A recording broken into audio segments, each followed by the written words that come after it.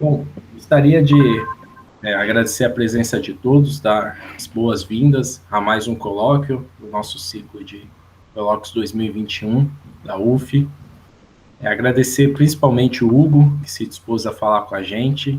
Então, eu vou fazer uma breve apresentação do Hugo. O Hugo ele é formado na Universidade de Coimbra, de Portugal. Depois fez mestrado em Leipzig, né? Mestrado em Leipzig e depois voltou para Coimbra, para o doutorado, né? O doutoramento foi em Aveiro. Foi em Aveiro, Em desculpa. Aveiro. Eu peguei aqui, escrevi doutorado e esqueci de colocar a faculdade. Foi em Portugal também, Eu mas lembrava que você em tinha Aveiro. voltado para Portugal, para o doutorado.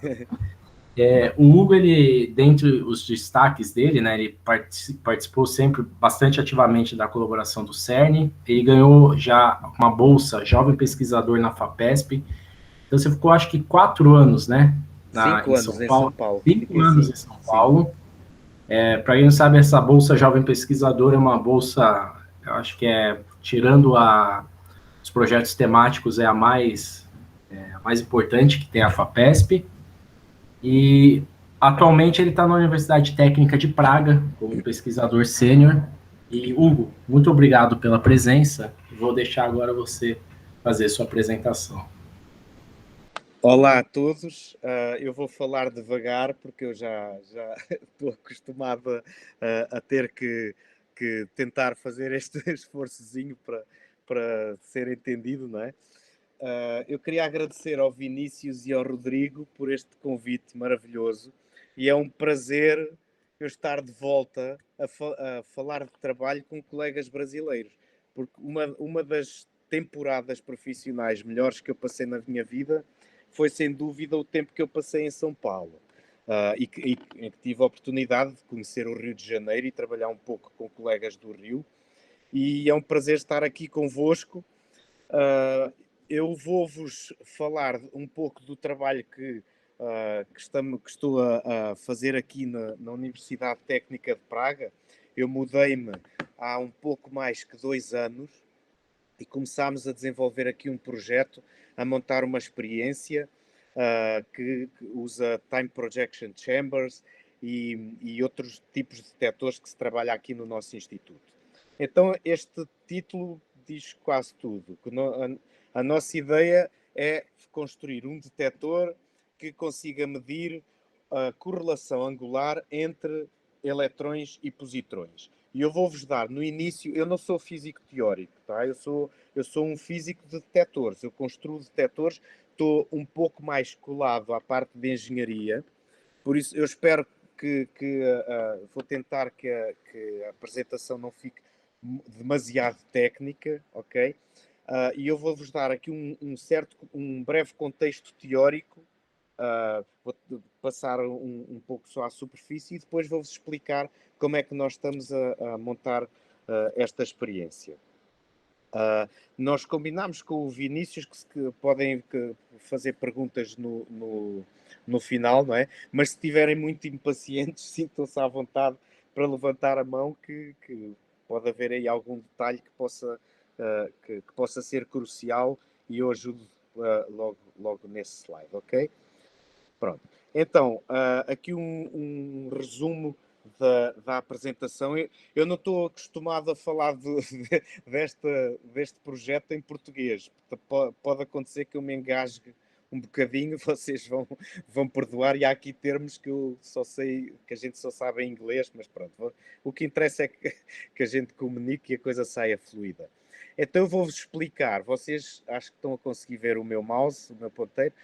Vou-vos explicar mais ou menos o que é a anomalia, esta anomalia do berílio 8, que gera essa emissão de eletrões e positrões, o contexto experimental que há no mundo, os vários grupos que estão a desenvolver experiências para fazer estas medições, depois ideias que a gente pode ter para um novo sistema experimental e o que está a acontecer na realidade aqui no nosso laboratório.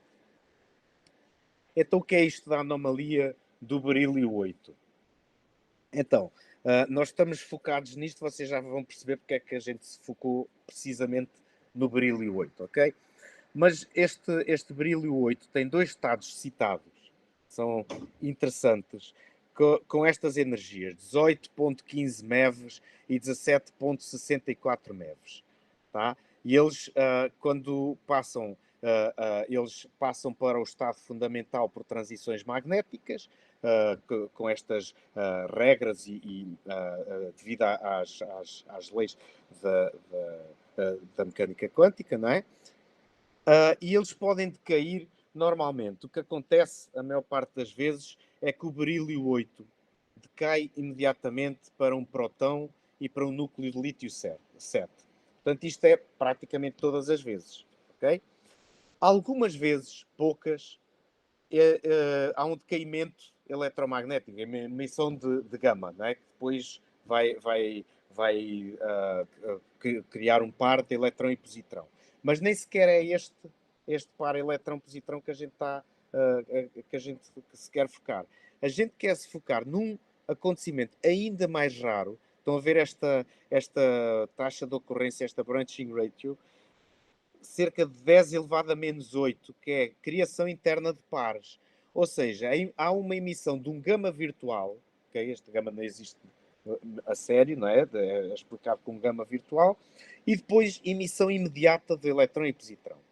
E é este ângulo que a gente vai tentar medir. Como é que a gente consegue fazer isso? É simples. Pegamos num alvo de lítio 7, pomos dentro de um acelerador, no tubo de um acelerador de prótons, e incidimos em duas possíveis, estão aqui neste gráfico, duas possíveis energias de ressonância para a criação destes estados citados do berílio 8, que é cerca de 441 keVs ou 1.03 MeVs. Isto são energias muito baixas, aqueles que vocês já tiverem trabalhado com aceleradores de baixas energias, veem que isto mesmo para baixas energias são energias bem baixinhas, ok? Então há aqui um problema, os novos aceleradores são feitos para trabalhar com estabilidade à volta de 2, 3 MeVs, não é? A gente está a usar, o nosso é bem antiguinho e consegue operar, é um Van de Graaff que opera com uma boa estabilidade nestas energias. Pronto, basicamente é isto, só que há aqui um desafio que a maior parte das vezes, vocês viram no slide anterior, a maior parte das vezes temos um fundo de prótons, esses até podemos blindar, mas depois uma imensidão, há 1000 vezes mais emissão de radiação gama. Tá? Ok. Então, e o que é que se espera neste tipo de criação interna de pares? Isto é um fenómeno que é bem conhecido, não é? Nós, se plotarmos esta transição magnética, se calcularmos, nós verificamos que para ângulos mais fechados, nós temos uma probabilidade, temos um máximo de probabilidade, e nós queremos olhar para esta transição M1. À medida que o ângulo vai abrindo, nós vamos diminuindo, esta probabilidade vai diminuindo sem nada, não se passa aqui nada de interessante, não é? Uma função monótona do ângulo de abertura. No entanto, houve um grupo em Debrecen, na Hungria, o grupo deste senhor chamado Attila Krasznahorkai, eles têm nomes assim um bocado complicados, o pessoal aqui nesta zona, que passou algum tempo da carreira dele a medir esta correlação angular. E ele descobriu que para uma das ressonâncias, pelo menos, para a criação deste berílio, deste estado excitado do berílio, ali no ângulo de 140 graus, ele vê um pico. Ele não vê esse pico, desculpem, vou recuar, ele não vê esse pico fora das energias de ressonância. Ele vê apenas ali à volta de 1.1 MeV, ok? Isto é um pico com 6.8 sigma. Isto não há aqui a possibilidade de estarmos a falar de uma flutuação estatística, ok?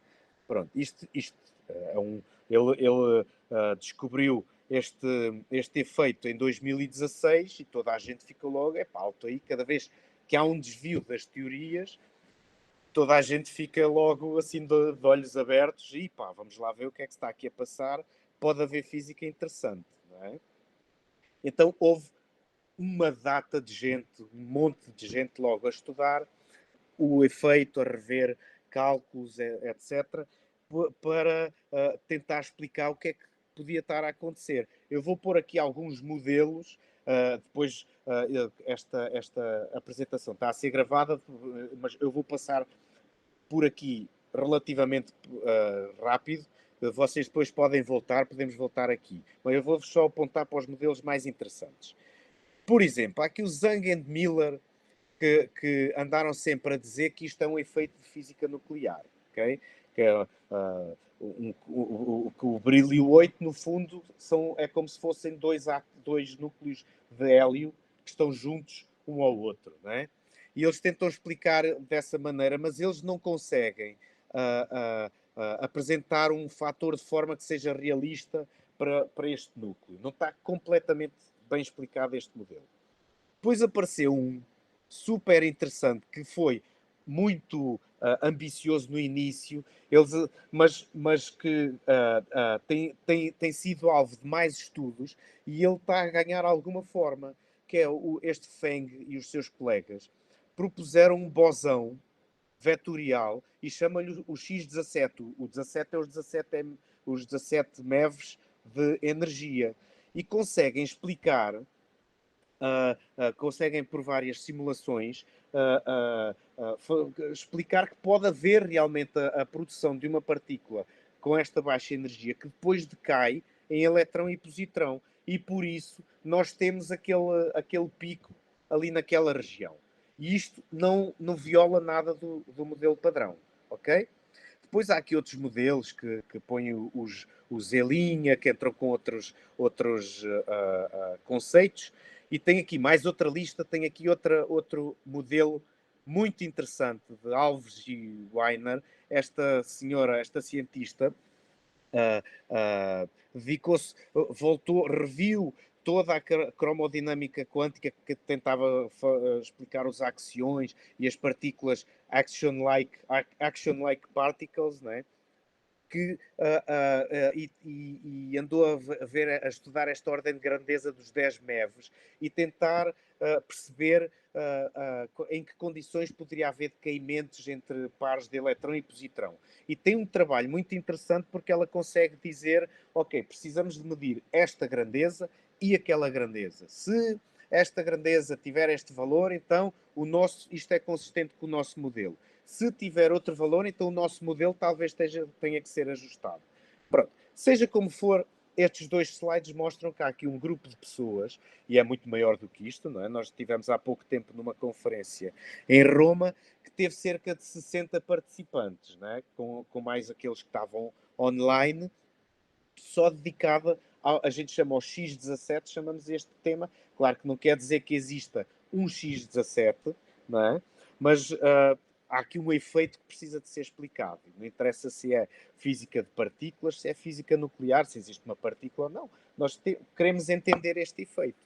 Pronto. E é nesse sentido que nós tentamos fazer uma medida. Nós não estamos aqui para descobrir uma partícula, né? Há tendência logo para grandes afirmações representam muito trabalho, né?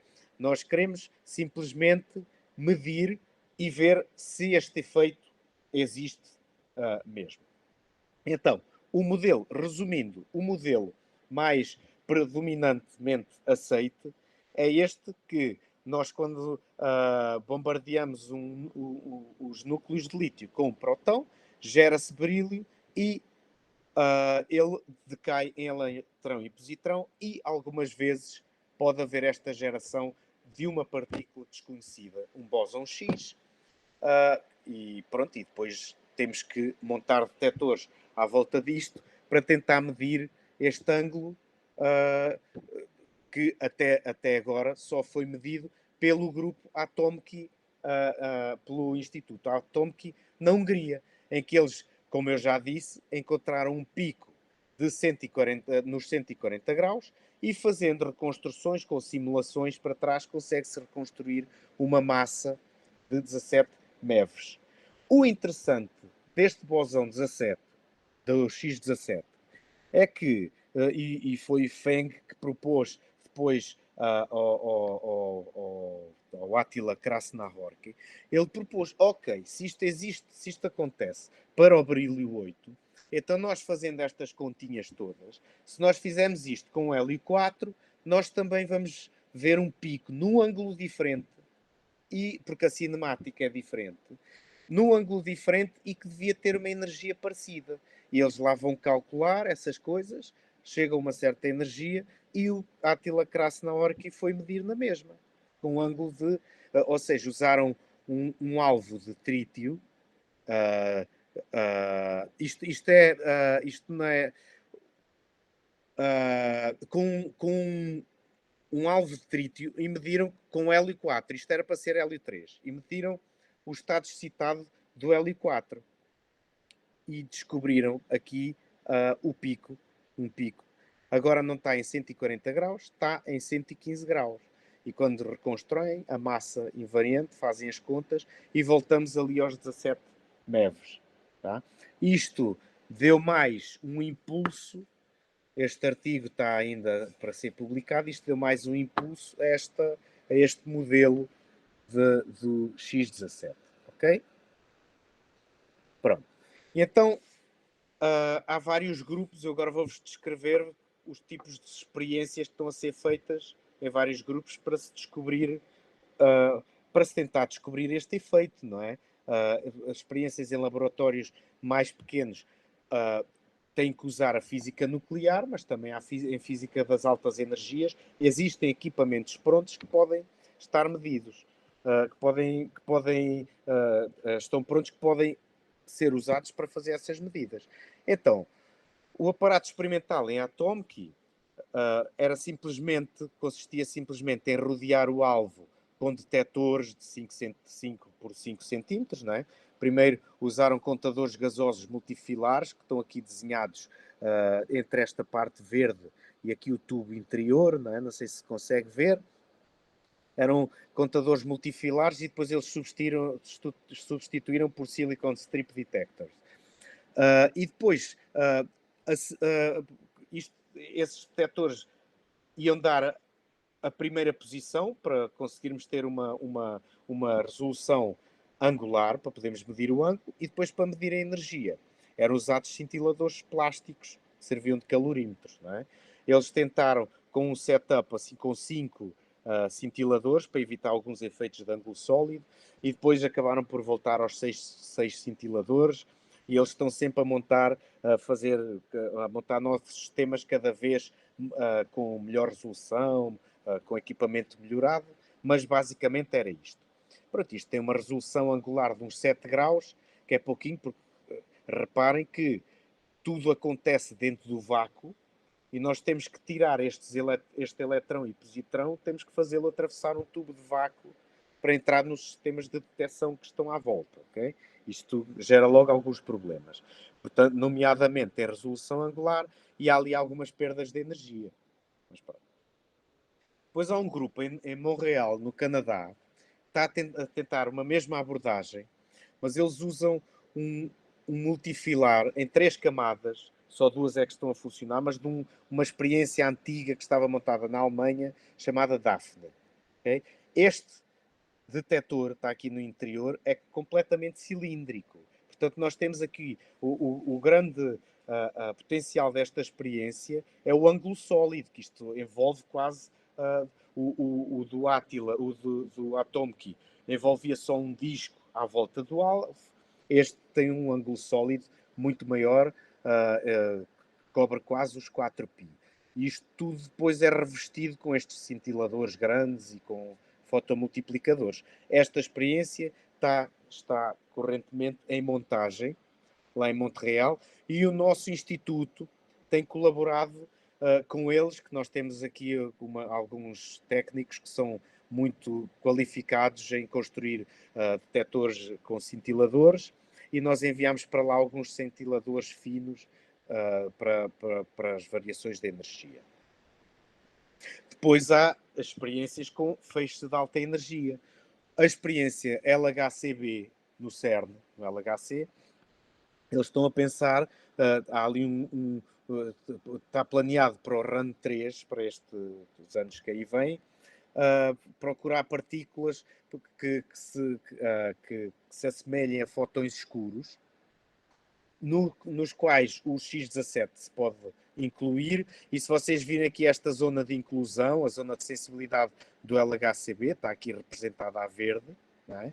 E aqui a azul está o caso do berílio 8. Como podem ver, o LHCb tem sensibilidade para detectar qualquer coisa que aconteça, qualquer coisa anómala que aconteça no berílio 8. Tá?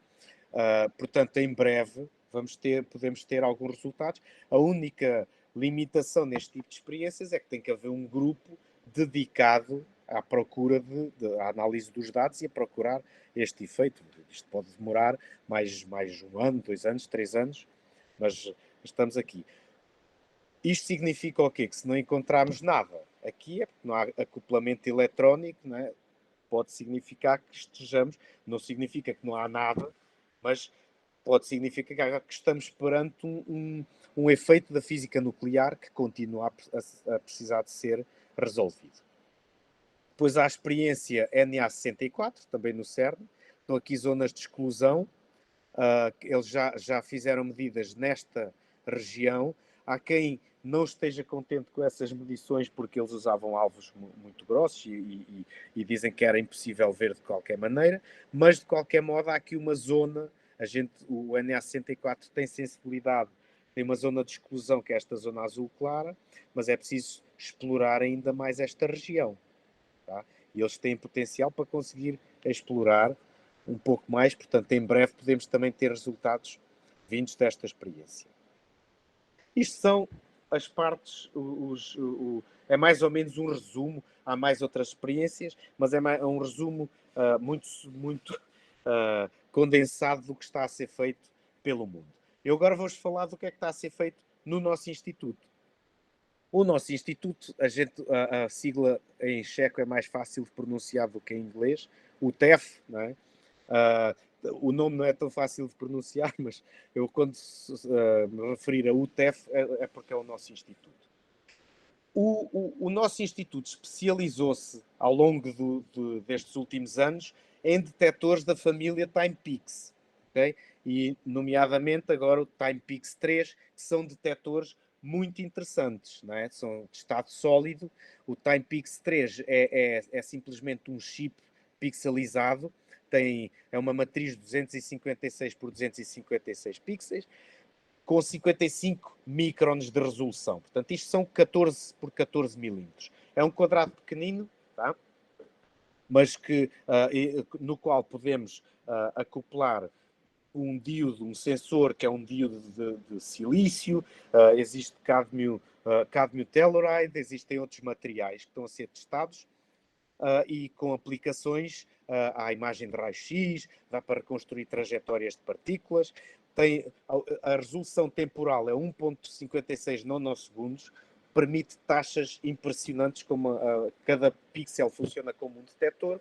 Nós temos aqui 65 mil detectores, conseguimos uma taxa de cerca de 40 megapulsos por segundo, por centímetro quadrado. Tá?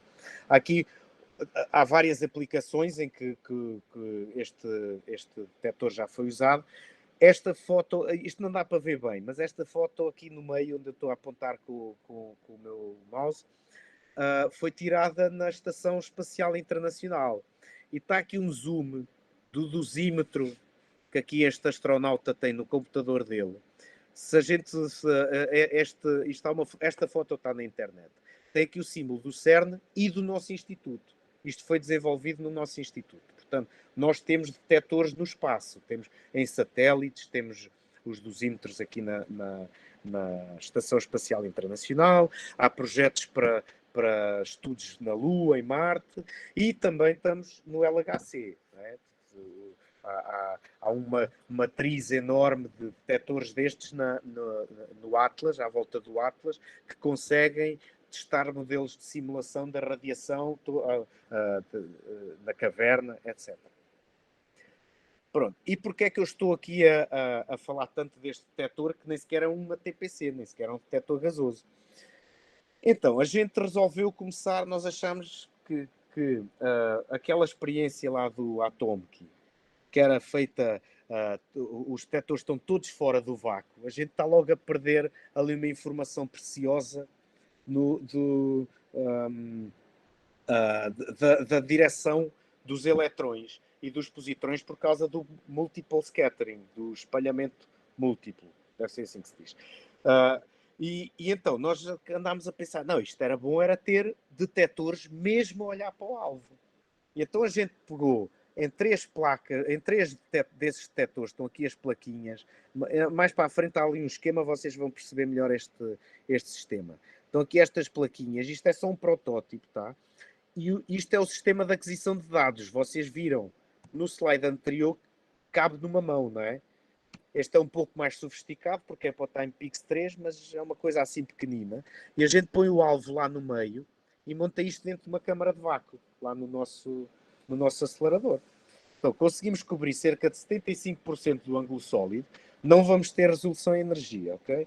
Mas nós agora vamos olhar para o alvo a partir de 3 posições diferentes, só para ver se este detector podia entrar num sistema mais complexo para ter alguma informação decente. Tá? Isto é um esquema daquela montagem, né? Se visto de cima, vamos imaginar que o nosso feixe está perpendicular ao ecrã à tela do nosso computador, não é? Está a ir assim na perpendicular. Vocês conseguem ter uma ideia da geometria aqui do lado direito, não é? Aqui no meio, isto é como a gente vê os dados em cada um dos 3 detectores, não é? Depois temos que fazer aquelas matrizes de rotação, etc., para conseguir fazer uma reconstrução como deve ser. Pronto. Aqui é um exemplo, isto são as trilhas todas que a gente vê, mas se nós só selecionarmos 500, nós conseguimos ver que aqui isto são partículas leves, carregadas, não é? São eletrões e positrões a entrar aqui no detector. Se a gente agrupar isto tudo em coincidências, até podemos usar entre coincidências entre 2 detectores diferentes sincronizados, não é? No tempo, nós vamos conseguir reconstruir o alvo. Eu vou falar mais disto, vou dar mais detalhes mais para a frente, ok? Então, tendo em conta que nós temos já um detector com um bom potencial aqui no Instituto para fazer estas medidas, não é? Nós temos aqui alguns desafios neste tipo de experiência, não é? Temos eletrões e positrões, onde quer que passem, qualquer material que esteja lá perto, vamos ter logo multiple scattering em todo o lado, no tubo do vácuo, depois de passar os detectores, que cada vez, depois de uma dessas partículas atravessar algum material, a gente tem que olhar para os dados com alguma relutância e tentar fazer algumas correções. Isso é um problema, não é? Portanto, vamos ter problemas também em resolução em energia, para eletrões e positrões, não é? Vamos ter um enorme fundo de radiação gama e temos, como são eventos muito raros no meio de um grande fundo, temos que ter uma boa eficiência de detecção, temos que cobrir bem o ângulo sólido, etc. Então nós temos que abordar estes diferentes aspectos com detectores diferentes, não é? Por exemplo, na resolução angular, lá está, não queremos nada entre o alvo e o nosso detector. Portanto, precisamos de alguma coisa pequena. Eu tenho aqui a última, mas é logo a primeira. Precisamos de um detector pequeno que consiga caber dentro do tubo de vácuo. E precisamos de ter uma alta granularidade, não é? Grande resolução em posição, não é? Portanto, usar pixels e ter um material pouco denso, porque eu mesmo depois de ter esta primeira detecção ainda preciso das minhas partículas para tirar mais informação delas, certo? Pronto. Mas, em princípio, o TimePix 3 podia resolver este problema do ângulo. Mas agora temos outros problemas, que é para a energia. É assim, a gente quando está a parar partículas leves carregadas, nós precisamos de... nós não queremos pará-las de repente, não é? Porque há montes de perdas radiativas, Bremsstrahlung, etc. Portanto, vamos parar devagarinho as partículas, absorver pouco, queremos pouca densidade. Isto significa o quê? Um volume grande para deixar, para haver algum depósito. Há um pouco stopping power, mas ao longo de uma grande distância para conseguirmos reconstruir bem as coisas. Para nos garantir também uma boa resolução em energia. E depois, finalmente, para o fundo e para a eficiência, nós queremos deitar fora tudo o que é cósmicos, tudo o que é gamas, nós queremos distinguir os nossos eventos. Portanto, queremos ter uma boa topologia dos eventos. Não é? Queremos saber tudo o que acontece nos nossos detectores para conseguir identificar quais são as partículas, ter uma boa cobertura de ângulo sólido e uma boa eficiência quântica. Ok? É agora que nós vamos entrar aqui no domínio dos detectores gasosos, nomeadamente a câmara de projeção temporal. Isto é uma tradução livre para Time Projection Chamber, mas acho que eu acho que é mais ou menos usado assim nos nossos países, não é? Eu vou explicar aqui rapidamente, eu não sei se vos vou aborrecer, se não, mas pronto. Este detector é super interessante e é uma ideia de gênio que David Nygren teve no Lawrence Berkeley Laboratory no final dos anos 70. Eu gosto sempre de falar deste detector porque é um detector elegante e pronto, é assim, eu gosto dele. Então é assim, nós temos um evento original, temos um volume de gás e acontece lá um evento. Eu dou aqui um exemplo de, sei lá, dois núcleos a irem contra o outro, por exemplo, no LHC. Não é? Existe ali uma colisão e nós temos um certo campo magnético com uma certa direção. Okay? Quando há esse evento original, são geradas partículas, vão partículas para todos os lados, não é?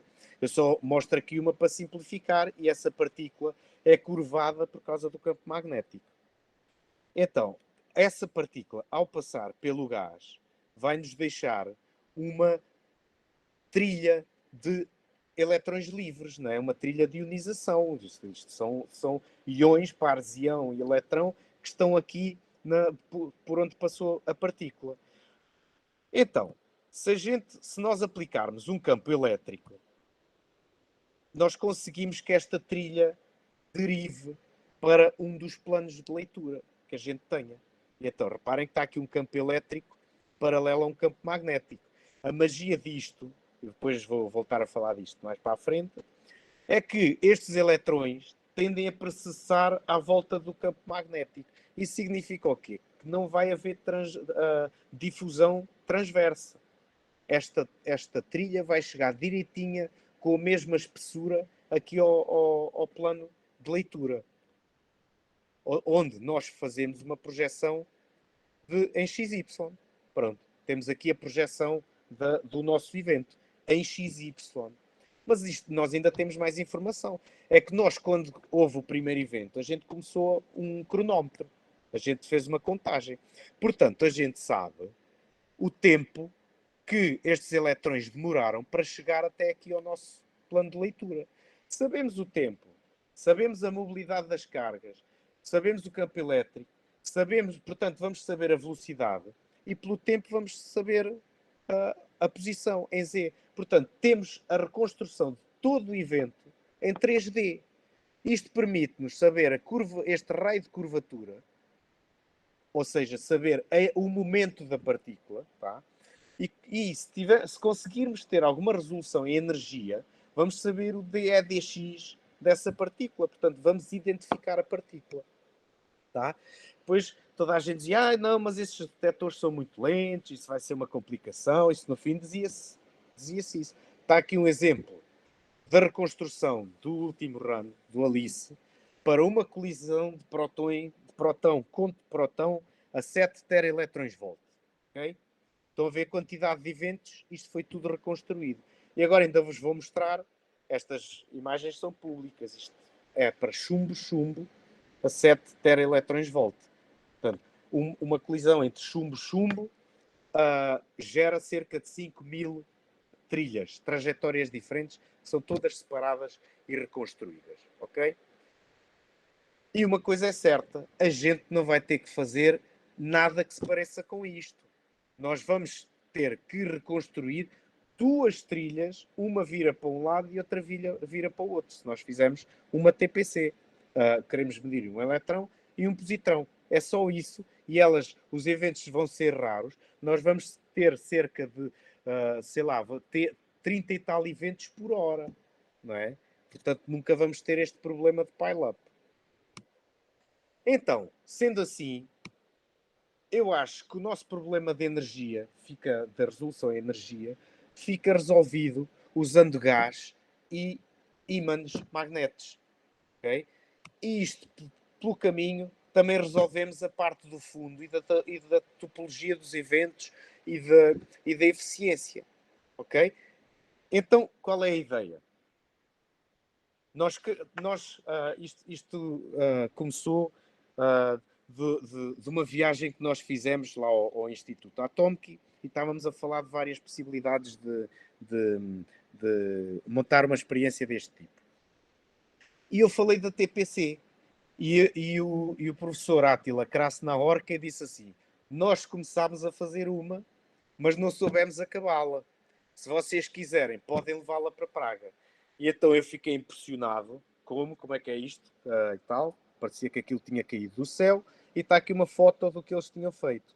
Tinham a parte do campo elétrico.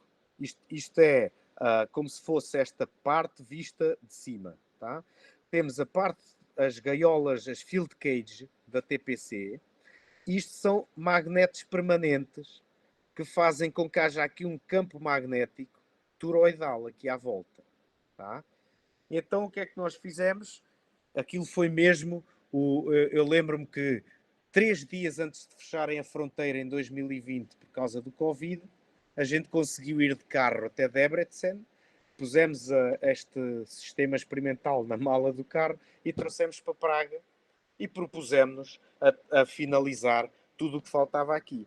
A única parte que está completa é realmente a parte do campo magnético e as field cages que nós, entretanto, já fizemos algum redesign nisto. Então, quais são as nossas tarefas? Está aqui o detector fechado, ele ainda não está completo, vai ficar completo. Eu, no final, mostro-vos uma construção detalhada disto, mas nós vamos... eu já vos vou mostrar um esquema também, mas a nossa ideia é construir câmaras, contadores multifilares que vão estar fora do tubo. Portanto, vamos construir alguns dos contadores multifilares, vamos construir os planos de leitura das TPCs, vamos incluir os detectores TimePix 3 e temos que sincronizar isto tudo, fazer o software, estamos a construir um framework de simulação, reconstrução e análise dos eventos todos, e depois tentar, sei lá, medir isto. Estas coisas nunca funcionam logo à primeira, vamos tentar sempre melhorar os resultados em próximos projetos. Então aqui eu tenho um esquema, aqui do lado esquerdo, um esquema de como isto se vai tratar. Vocês repararam que eu vou um bocadinho atrás, só para vos mostrar, nós temos, no fundo, isto são 6 setores, não é? Estão aqui os 6 setores. Nós vamos construir 6 conjuntos de detectores. Neste esquema eu só mostro 2, porque eu vou ter um eletrão para um lado e um positrão para o outro. E então o que é que nós temos? Temos o feixe de protões, aqui a vermelho, a vir por dentro do tubo de vácuo, que está aqui a transparente. Vamos ter um alvo aqui no início. Esse alvo vai estar rodeado de detectores de TimePix 3. Tá? Só estou a mostrar 2, ok? Portanto, registamos a primeira posição, um ponto ou uma trilha. É possível registar trilhas curtas no TimePix 3, logo assim que existem os eventos.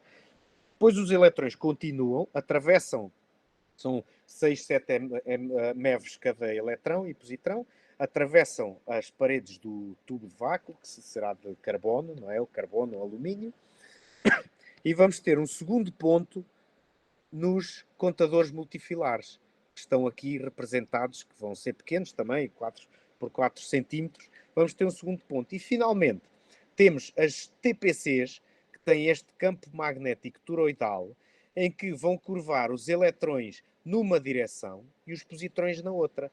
E é esta depois esta curvatura que nós vamos reconstruir para determinar a energia dos eventos. Há aqui uma data de coisas que têm que ser feitas. Nós temos que redesenhar as placas dos Timepics 3 para caberem no tubo, redesenhar os multifilares, fazer esta parte das TPC, etc. E então eu vou-vos agora explicar mais ou menos alguns detalhes de cada uma destas partes.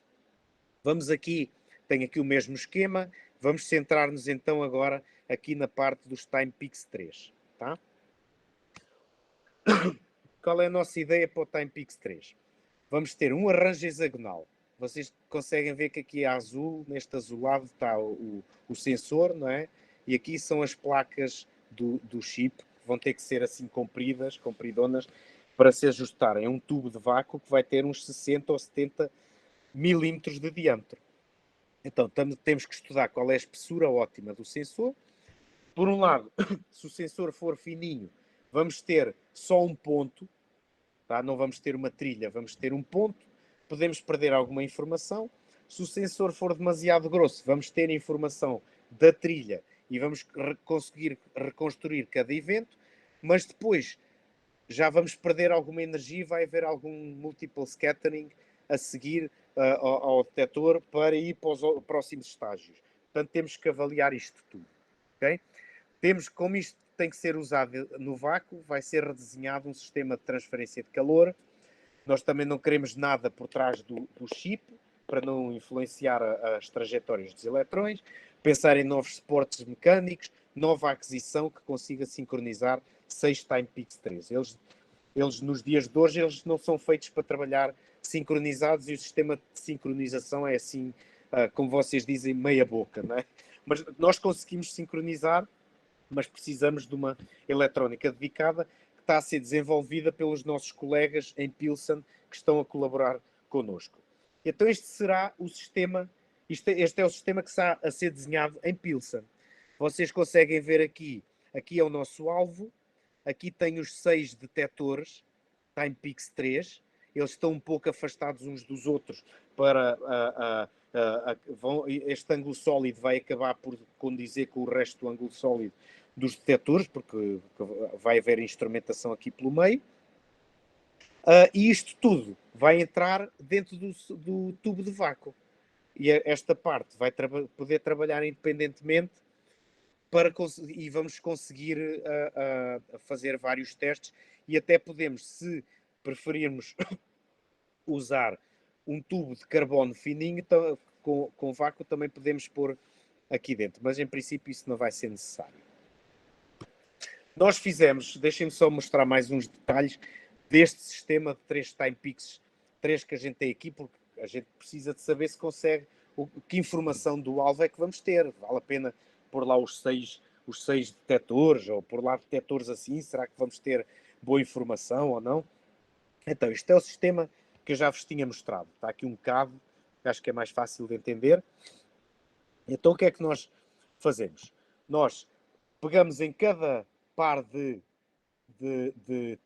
trilhas que estejam em coincidência temporal em cada detector. Eu vou-vos mostrar aqui, isto vai ser uma animação em que cada frame tem o tamanho da trilha. Ou seja, quanto mais diagonal em relação ao detector for a trilha, maior é a trilha. Tá? Por isso isto vai dar assim, parece um efeito de explosão. As trilhas que só têm um pixel aparecem assim, a maior parte é raio-x. Que nós deitamos fora, são efeitos secundários que não nos interessam. Mas eu agora vou-vos pôr a simulação. Isto são dados, não é simulação. Vou-vos pôr a animação a andar e vocês veem que quanto mais afastados estamos do alvo, mais longas são as trilhas. Não é? Este índice aqui do HXY é o comprimento da trilha. Tá? E nós só a olho nu nós conseguimos ver de onde é que elas vêm. Elas vêm todas do mesmo ponto. Há aqui umas sombras, que é a sombra da folha onde está evaporado o alvo, e há uma sombra na horizontal que é onde está uma agulha. Um pino que segura o alvo. Mas nós, mesmo assim, conseguimos saber onde está o alvo.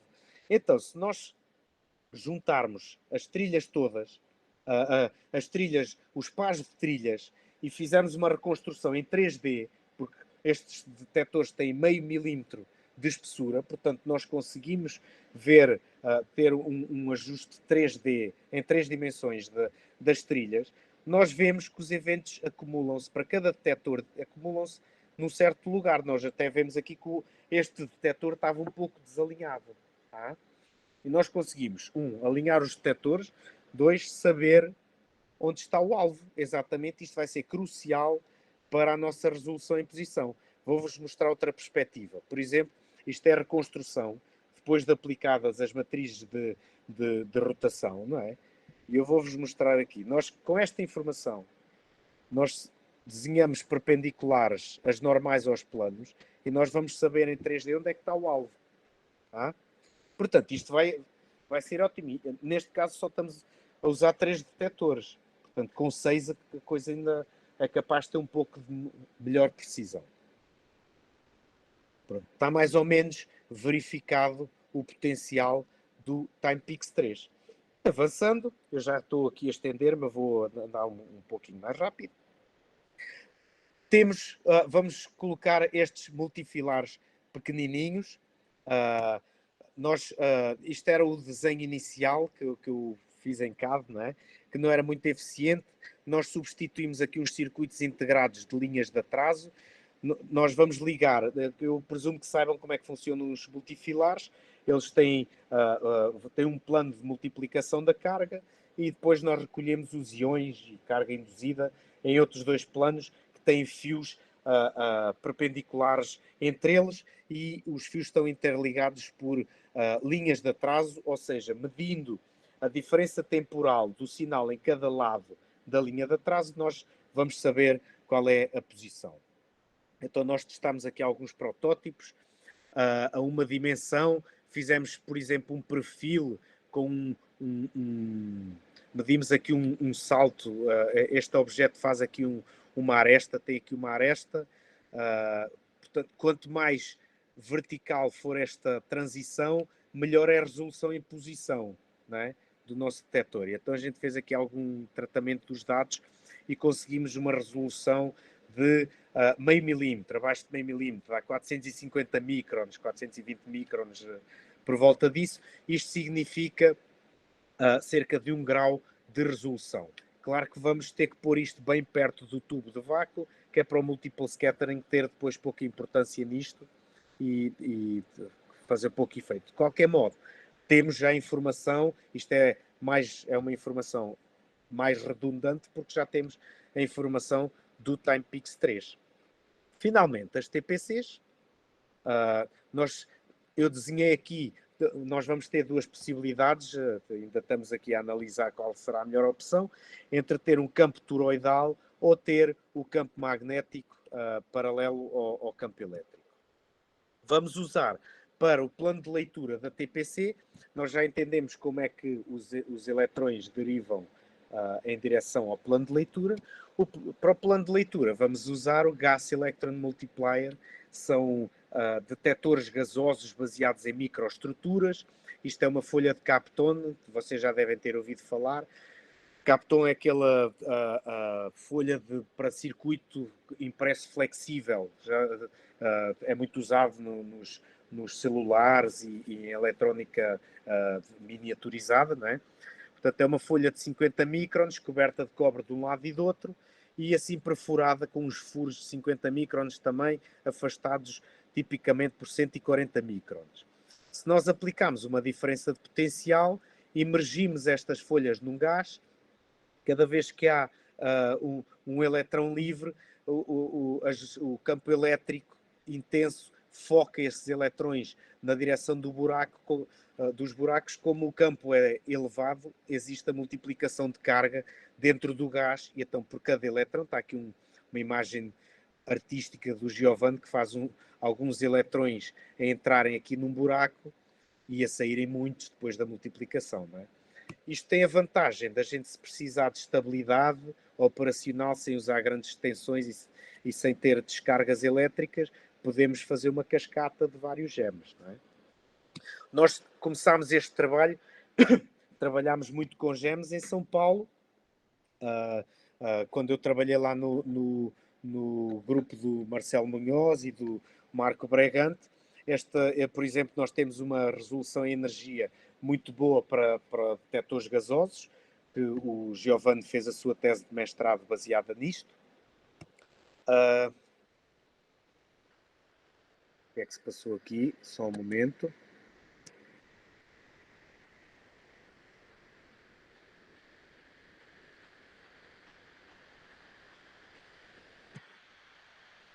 Só um momento que eu fiquei aqui sem um slide.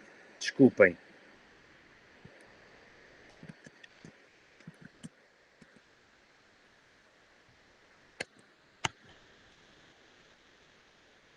Eu acho que vou ter aqui que mostrar.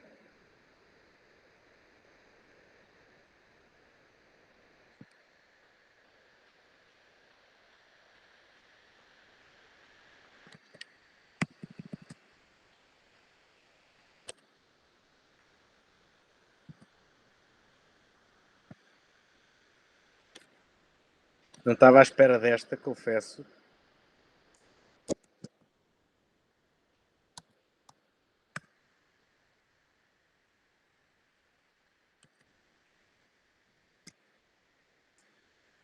qualquer modo,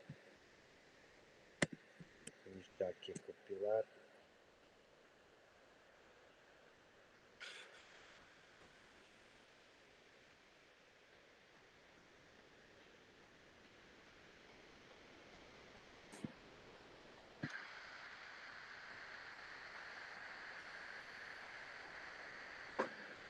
Dê-me só um minutinho, tá? Desculpem.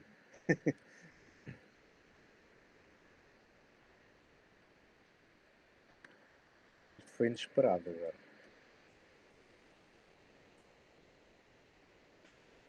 Nós trabalhamos este tipo de detectores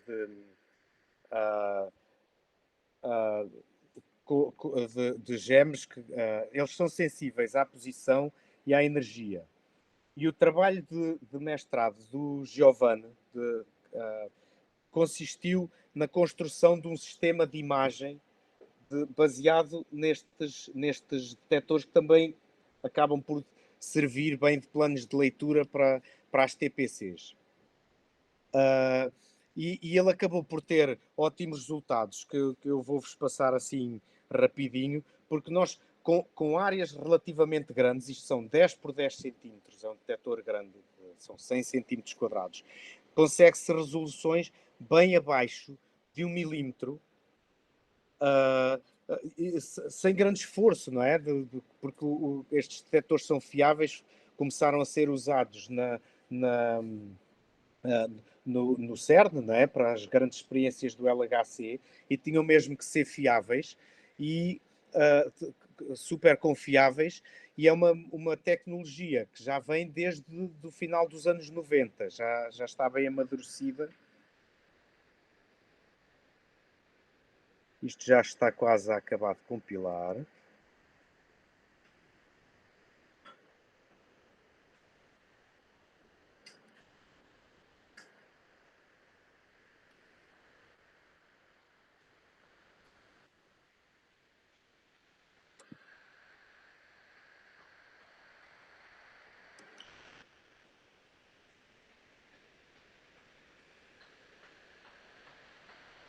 Uau!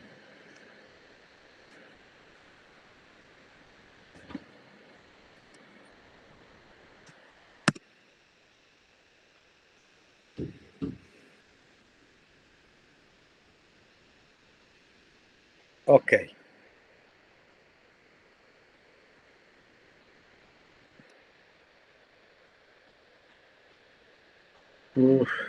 Isto... Presentation.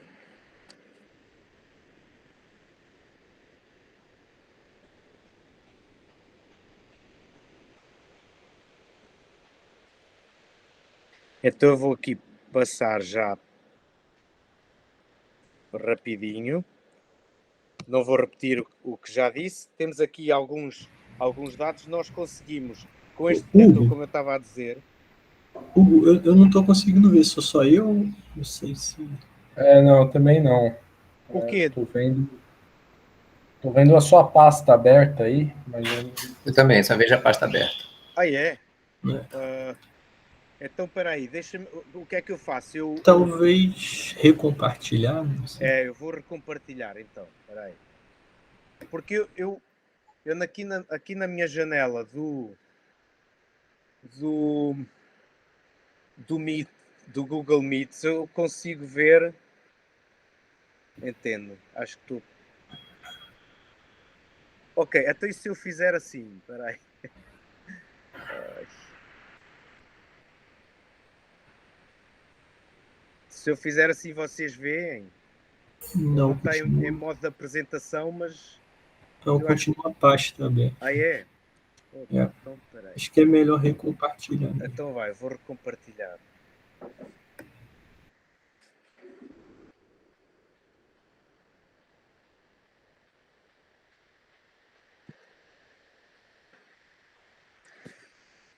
Espera aí.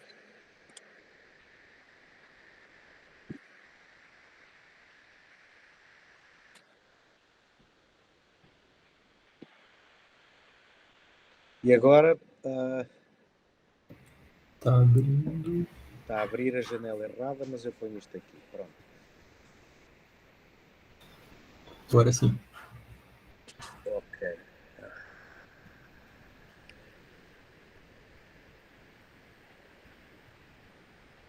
Eu quero tentar pôr isto no tamanho certo, mas não está fácil.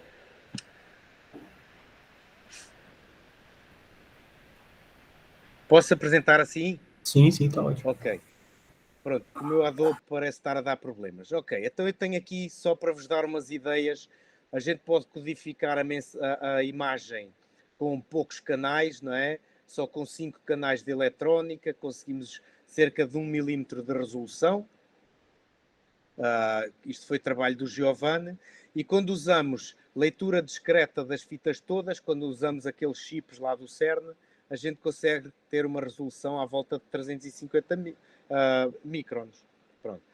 Isto foi uma imagem que a gente tirou lá no CERN, foi o Giovanni que tirou.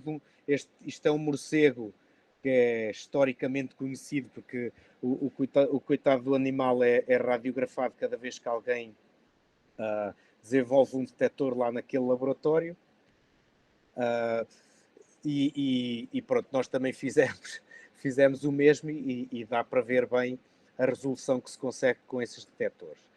Então nós montámos um aqui no nosso instituto, fizemos uma máscara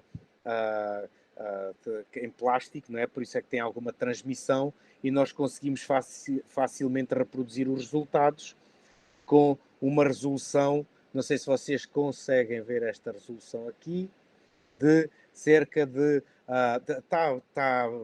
esta resolução é otimista demais, está com 200 microns, mas a gente está a contar aí com entre 300 e 400 microns, que chega perfeitamente. Então, depois o que fizemos foi pegar neste detector que tinha os 3 gems, aumentámos esta zona de deriva com uma caixa, fizemos uma caixa e o detector, em vez de ser aquela coisa fininha, já ficou aqui com com uma espessura de 80 milímetros, e temos um protótipo de uma TPC que estamos a testar neste momento com o chip Sampa, que foi desenvolvido em São Paulo e que está a ser adaptado para o sistema de aquisição de dados, para um sistema menor do que o Alice. Vocês sabem que o Sampa foi desenvolvido para ser usado numa TPC gigantesca, que é o Alice, não é? Que tem cerca de... É um cilindro de 5 metros de diâmetro por 5 metros de comprimento, e que vai usar alguns milhares de canais do Sampa, alguns milhares de chips, mas o grupo em São Paulo está a investir na construção de sistemas que usam o Sampa e que possam ser usados com detectores mais pequenos. Em vez de usar dezenas de milhares de canais, usa até 1000 canais, por exemplo. Nós aqui temos 128 canais. E estamos a fazer esses testes com esta placa que tem os Sampas, que foi desenvolvida pelos nossos colegas em São Paulo, e temos o Giovanni de São Paulo aqui connosco a desenvolver trabalho. O elétrodo de leitura para fazer aquela TPC, para fazer aqueles setores, vai ter esta forma assim engraçada, que 6 deles vão fechar o círculo à volta do nosso alvo. E também estamos a fazer alguns estudos de campos magnéticos, do formato do campo magnético. Isto é o que nós temos agora, em que temos o campo toroidal, e se fizermos algumas simulações usando o software Garfield, que nos simula a deriva, simula-nos a passagem de uma partícula num campo magnético, faz alguma curvatura, e depois simula a deriva dos eletrões ao longo da TPC. Como se pode ver aqui, se o campo elétrico e o campo magnético forem perpendiculares, há ali uma força resultante que já não é vertical, não é? E até isto vai necessitar de correções severas nos nossos dados. Isto são mais imagens do campo magnético, mais possibilidades. Ali, como se pode ver, isto é a magnitude do campo magnético ao longo da trajetória. Não é de todo constante, não é? Vai haver variações de campo magnético que têm que ser tidas em consideração. Portanto, nós estamos a pensar esta era a construção inicial, em que os campos são perpendiculares. Esta construção é simples, porque conseguimos separar os detectores em cada volume, não é? Em 2 volumes, mas não é convencional, especialmente porque vai acarretar erros que precisam de ser corrigidos, erros sistemáticos nas trajetórias que vão precisar de ser corrigidos. A outra possibilidade será aqui usar um campo magnético paralelo ao elétrico, que vai fazer com que as partículas já se curvem em direções diferentes. Aí, nesse caso, vamos ter que ter os diferentes setores em comunicação e com uma sincronização mais precisa, o que não é muito complicado, mas até era essa a magia original da TPC, porque vamos eliminar a difusão transversa. Ok? Em conclusão, então, nós temos neste momento, somos financiados por 3 anos. É um projeto entre a Universidade Técnica de Praga e a West Bohemian University, os nossos colegas em Pilsen, que é uma cidade aqui perto de Praga, a 150 km. Eles são conhecidos por outras coisas, não é? Pela cerveja, mas tem uma ótima universidade com ótimos engenheiros. E pronto, há alguns desafios tecnológicos. Nós vamos ter que montar ao todo 3 tipos diferentes de detectores em 6 sectores. São 18 detectores diferentes, não é? Mas estas tecnologias todas estão bem estabelecidas e são tecnologias maduras. Portanto, não vai haver assim tanta P&D, não é? Pesquisa e desenvolvimento. Temos algumas tarefas em curso. Das mais importantes neste momento é este desenvolvimento do SAMPA, e para conseguirmos, ao mesmo tempo que desenvolvemos aqui o SAMPA, nós vamos construir a parte de hardware mesmo do detector. Esta placa nova do Timepix 3 está quase a entrar na fase de produção, então os últimos detalhes do desenho estão a ser concluídos, sendo que vamos ter esse sistema pronto e os últimos 2 anos do projeto vão ser para implementá-lo e para os primeiros testes e para fazer algum debugging do sistema para depuração dos erros, não é? E ao mesmo tempo, eu não falei aqui, mas estamos a fazer simulações e transporte de carga, estamos a mapear fazer este trabalho todo em mapeamento de campos elétricos e magnéticos. Pronto. E o grande desafio é mesmo a integração destes sistemas, porque no fim vamos ter que intercalibrar todos, alinhar os detectores, sincronizá-los, integrar tudo em todo um sistema geométrico para fazer esta reconstrução. E, além de que é preciso saber muito bem qual é o background do sistema, o que é que nós estamos a ver, que é para irmos extrair fundo, até que no fim, quando tivermos extraído tudo o que achamos que é fundo, há de aparecer um pico ou não. Vamos ver o que é que dá. Isto é um desafio que tem a sua diversão, não é? o processo de montar estas coisas todas é muito excitante, e felizmente contamos com uma equipa de várias pessoas, não é? Temos pessoal aqui do lado em Praga. Eu juntei aqui o Giovanni, que tem estado a trabalhar estes 3 últimos meses connosco. Ele vai voltar em breve para São Paulo, mas obviamente que vai continuar em colaboração connosco, porque esta parte também vai fazer parte do seu doutoramento. E temos estes colegas mais ligados à parte de engenharia da Universidade em Pilsen. E é tudo. Deixem-me só mostrar-vos aqui finalmente. Deixem-me ver se eu consigo partilhar. Isto não estava a correr muito bem. Deixem-me ver se eu consigo chegar para aqui um filmezinho que eu tinha. Eu não tenho a certeza que vou conseguir. Deixa lá ver. É que não me está a passar esta janela para aqui. Espera aí. Ok. Eu tenho aqui um filme do cabo do detector. Vamos lá ver se isto funciona. Então, temos aqui o detector a ser descascado das várias peças. Vemos aqui os magnets, vemos os gems com os TPCs lá dentro, não é?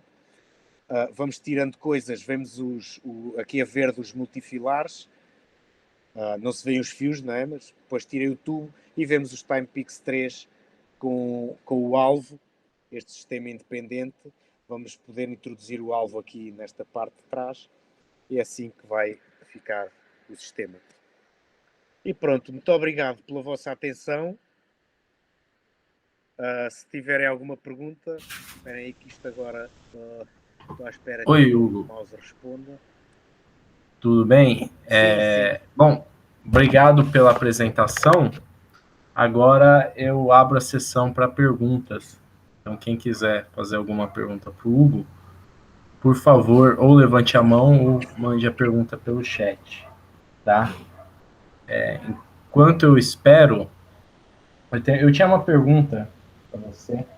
Quando você estava falando daqueles detetores no começo, você falou que tinham alguns ali que utilizavam, né, cintiladores plásticos, né? Sim. Ali, tudo bem, você está fazendo um calorímetro, né? Talvez não seja tão problemático, mas porque se é um cintilador plástico, normalmente você vai ter que usar fugiu o nome, uma fotomultiplicador, Sim. né? Sim. Isso aí não acaba sendo um pouco problema, porque às vezes, sei lá, você bota perto de campo magnético esse detetor, enfim. Sim. Não, isso era uma das coisas. Eles, se for para usar em campo magnético, eles não podem usar sequer os fotomultiplicadores, né? Tem que ser aqueles pequenos silicone PMs, qualquer coisa SIPME, assim. né? Mas eu acho que o grande problema de usar o conceito de calorímetro é que a gente está a absorver completamente a energia dos eletrões e dos positrões. Isso significa que temos que travar, num relativamente pouco espaço, temos que travar a partícula completamente, pará-la. E para não termos perdas radiativas nem nada, acabamos por precisar de uns detectores pesados e grandes, não é? E a coisa acaba por haver ali alguns problemas, mesmo quando a partícula vai de um detector para o outro, há sempre aí alguns problemas associados ao estado sólido. Entendi. E foi essa uma das razões porque achámos que um gás valia a pena usar gás. Entendi.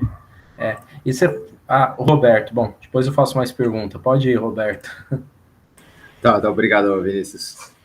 Hugo, quais outros núcleos são potenciais candidatos para exibirem esse efeito? Ou apenas a alfa e o berílio 8? É o hélio 4 e o berílio 8, e já há modelos, há pessoal que vai experimentar em carbono 12.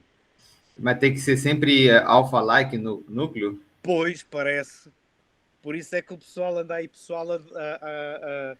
há artigos que falam, inclusive colegas nossos daqui, que publicaram artigos que têm modelos em que defendem pode haver ali algum efeito de um clustering nuclear, não é? Sim. E todos, tanto a alfa quanto o berílio 8, eles foram estudados, populados com reações de prótons, mas também outras reações poderiam ser empregadas também, né? Acho que sim. Por E há, exemplo, diz, lítio 6, desculpa, né? Lítio 6 com deutério também. podia ser, talvez, Isso há alguma vantagem experimental, não sei. alternando o feixe, ou do ponto de vista de detecção também? Bom, detecção acho que não, né? Mas é que você falou bastante de elétron e pósitron, mas também deve ter fundo de próton nisso tudo aí, né? Tem um fundo de protões. Na verdade, a gente diz que não quer nada em frente ao alvo, mas o alvo tem que ser rodeado de uma folha fina de alumínio, 60 microns, porque senão só vemos protões. Em relação a usar outro tipo de feixe,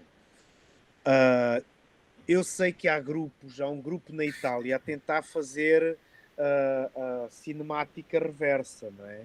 Sim.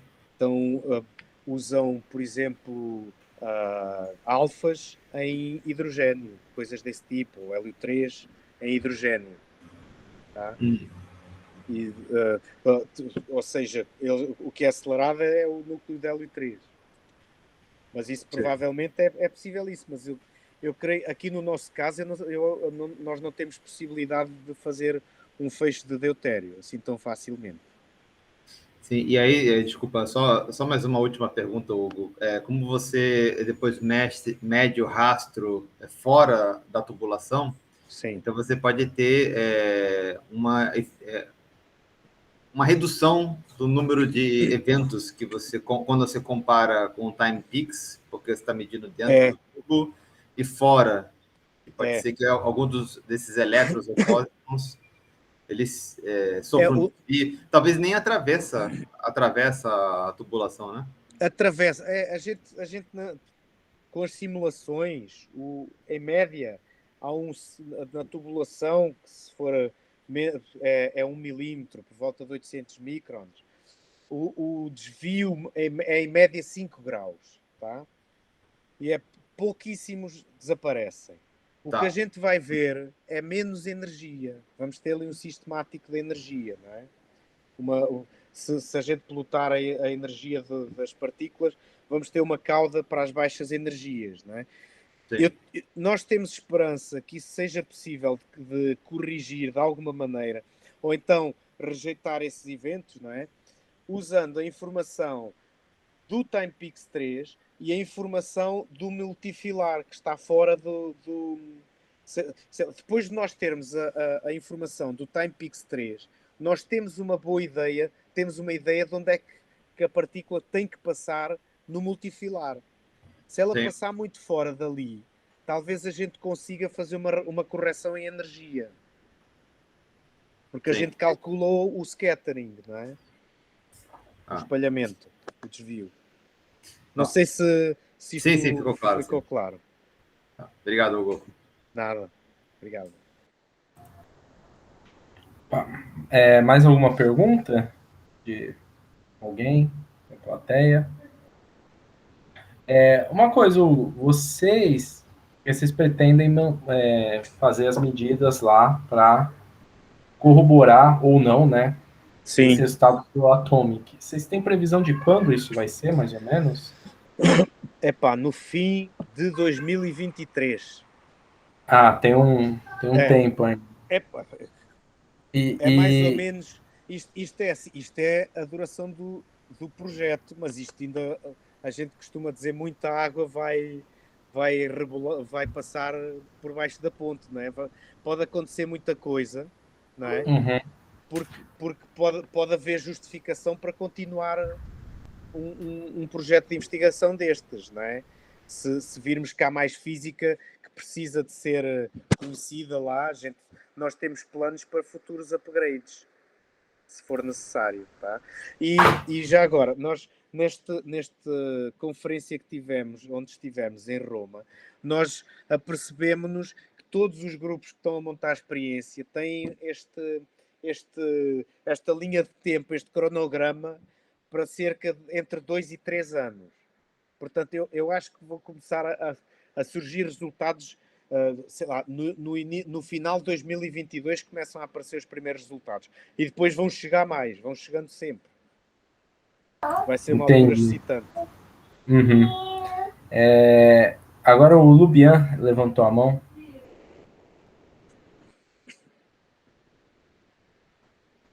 Desculpa, eu estava desligando o meu ventilador que faz barulho de fundo.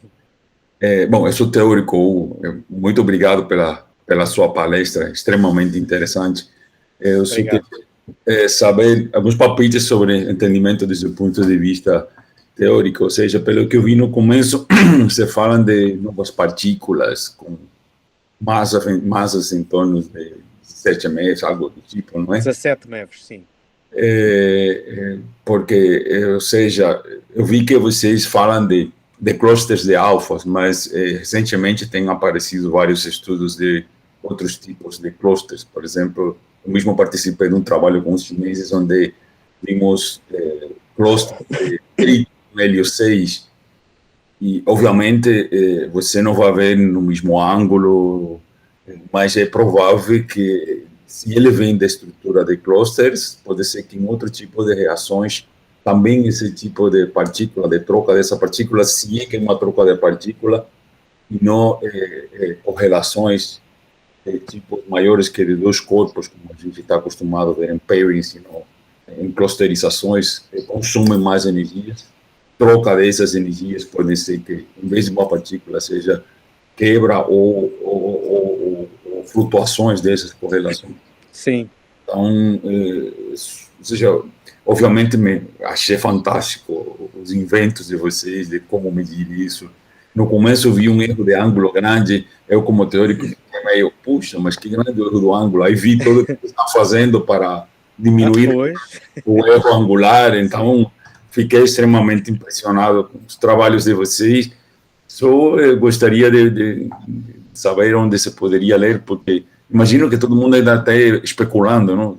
Porque já havia até falando de gama escuro. Isto é assim, há um monte de gente, de físicos teóricos, há uma discussão muito, muito viva sobre o que pode estar a acontecer, não é? Mas o que a gente nota, isto já vem desde 2016, o que a gente notou, entretanto, é que os teóricos estão a chegar a esta conclusão assim. A gente pode estar aqui a discutir o que quiser, mas enquanto não houver mais medidas e mais dados, isto é tudo cada um está a mandar para o seu lado. Portanto, agora temos que medir, temos alguém mais, além dos húngaros, tem que medir este efeito e vê-lo, e nós precisamos de ter mais precisão na energia, mais precisão no ângulo, para conseguir tirar mais conclusões, saber se é uma partícula escalar, se é vetorial, se isto, aquilo, porque sem isso as pessoas, pronto, nenhum teórico se vai sentir à vontade para estar a propor mais modelos, não é? Eu estou aqui a ficar sem bateria, mas porquê? Mas pronto, mas é isso. Sim, porque essas barras, por exemplo, de repente, esse pico que vocês têm é largo, mas é largo pelas impressões experimentais. Quando agora consigam colocar todos esses detetores wires ou pixelados e demais, a resolução vai aumentar muito e vocês vão conseguir ter picos mais estreitos, resoluções angulares e energéticas melhores e com certeza vai ser mais preciso as previsões sobre em qual é a energia dessa ressonância e demais. E aí então vem, porque inclusive, de repente, muitos modelos teóricos vão ter diferenças grandes entre eles, mas tendo diferenças grandes entre eles, se o experimento não coloca um constraint adicional... Exatamente. Não se vai conseguir tirar conclusão nenhuma, nem dizer qual é o modelo que está mais aproximado da realidade, não é? Uhum. Tá bom. Muitíssimo obrigado, realmente eu achei muito interessante.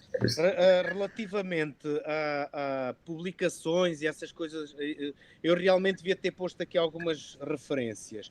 Eu posso enviar um e-mail depois ao Vinícius Ok. Ele talvez possa distribuir alguma informação onde possas ler e encontrar mais caminhos para onde estudar. Nós temos trabalhado bastante com modelos de transferências de partículas altas, reações nucleares, e vemos que não é o mesmo tipo de transferência quando você transfere 1 ou 2 nucleões. Realmente são coisas diferentes. Temos estudado ressonâncias de clusters também. Ou seja, eu trabalho somos do mesmo grupo com o Vinícius, então, físicos nucleares. Ótimo. Então, é da área que logo vai tentar fuzinhar no que estás a fazer. Ótimo. Obrigado. Uma última pergunta que eu tenho, claro, se alguém quiser fazer mais alguma pergunta, pode levantar a mão, mas é porque você falou, né, que nesse detetor a taxa ali de eventos que vocês podem é impressionante, né, muito alta. Como que é o processamento posterior? Vocês precisam desses PCs super... Não. Vocês têm algum jeito de... Não, o processamento é feito offline, não é? Isto demora algum tempo, mas nós temos aqui, nós temos a rede, chama-se o Metacentro, é um cluster de computadores nacional, que é uma infraestrutura da República Checa mesmo, que usa todos os clusters das universidades, sei lá, de Pilsen, de Praga, de Brno, etc. E nós temos acesso a esses processadores, não é? Se precisarmos de coisas mais complicadas. Provavelmente vamos precisar, não é? Mas até agora, sei lá, se tiveres um cluster pequenininho, eu precisei de uns 10 processadores e deixo aquilo a correr durante algum tempo. Mas isso em termos de infraestrutura, pronto, o país está no grid também, não é? Isso, em princípio, mas para quem processa chumbo com chumbo, essa reação é moleza. Pois, é verdade. Tá legal. Mais alguma pergunta para o Hugo? Não? Bom, então eu queria mais uma vez, em nome da Comissão de Colóquio da UF, agradecer, Hugo, a sua presença. Eu que agradeço o convite. Muito obrigado, viu? Foi super interessante. Vou parar a gravação agora. Um abraço para você, Hugo. Um abraço para você aí. Obrigado.